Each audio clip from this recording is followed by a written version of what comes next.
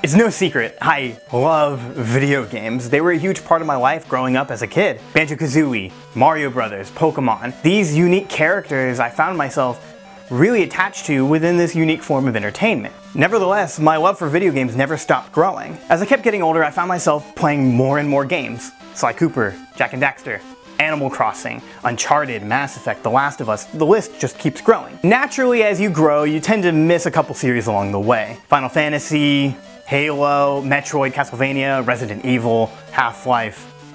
But more importantly, Metal Gear was among the series.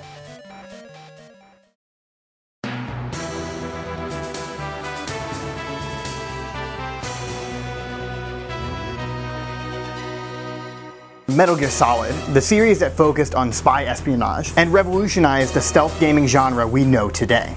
A game that forces you to think and use stealth and tactics to outwit your enemies, rather than just running and gunning. You play as Solid Snake, and your mission is to take down terrorists that plan on plunging the world into nuclear war. And of course, destroying Metal Gear.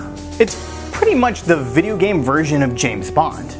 Except it has the villains with superpowers, a lot to do with cloning, sexualization. It's actually both genders, and come to think of it, James Bond did have a lot of sex in it. Okay, you're all caught up, but I wasn't. The newest game in the series, Metal Gear Solid 5: The Phantom Pain, was coming out. So with months in advance, I decided to play through all the Metal Gear games. I called it my Metal Gear pilgrimage. And it was mostly successful. I played through 1, 2, and 3, and I liked them a lot. But I played through 4 a little bit halfway, but I realized you don't have to play 4 to play 5, because 5 you need to play Ground Zeroes and Peace Walker, but that's not really a numbered game, but you have to play it before 5. Anyway, most importantly, I played Metal Gear Solid and Metal Gear Solid 3 Snake Eater. And after playing these games, I can see why everyone talks them up so much. Metal Gear Solid is a masterpiece.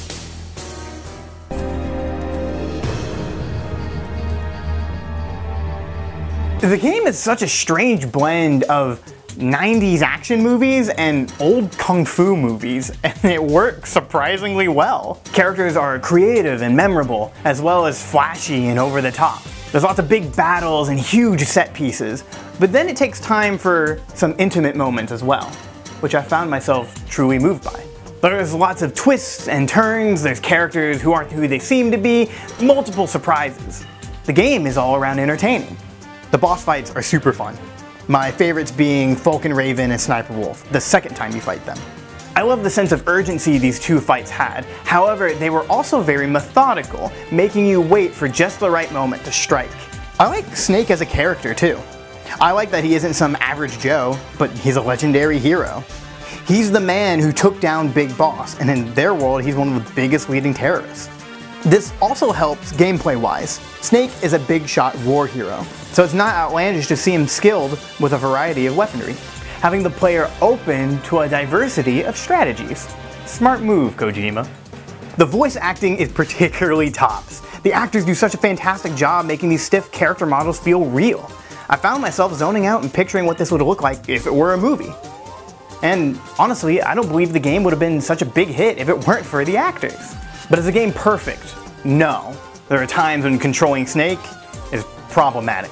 These excellent boss fights can be particularly difficult sometimes, and borderline unfair. I'm looking at you, Metal Gear Rex. And at times, this entertaining story gets a little too complicated. But that's the beauty of it. As weird as the story gets, it's incredibly memorable. I can give you a detailed play-by-play on all the major scenes. But can I explain how Fox Die works? Not really. But it doesn't matter. Metal Gear Solid is fun. At its core, it's a game. It's meant to drive joy out of you, having you on this roller coaster of emotions, like any piece of entertainment does. Trust me, I understand that some of this joy is diminished by a complicated story. But shift your focus. Focus on that thrill you get when you're in a cardboard box and a guard just passes by you. Focus on the relationships. Snake and Meryl, Liquid, Ocelot, Wolf and Otacon. Seeing Metal Gear Rex for the first time is an experience all its own. Discovering different items that you've never seen before in multiple different playthroughs. Figuring out on your own that you have to use the cigarette smoke to trigger the infrared laser so that you can crawl underneath them. Who would think of that? This game And that's what makes it so entertaining and good. Hideo Kojima did a fantastic job with this game. And if you've never played it, I encourage you to, especially if you love great video games, or even great stories for that matter. I can now fully understand why people have such a huge passion for this game. And now, I do too. Now, I mentioned earlier another Metal Gear game. Metal Gear Solid 3? Well, that's a video for another time.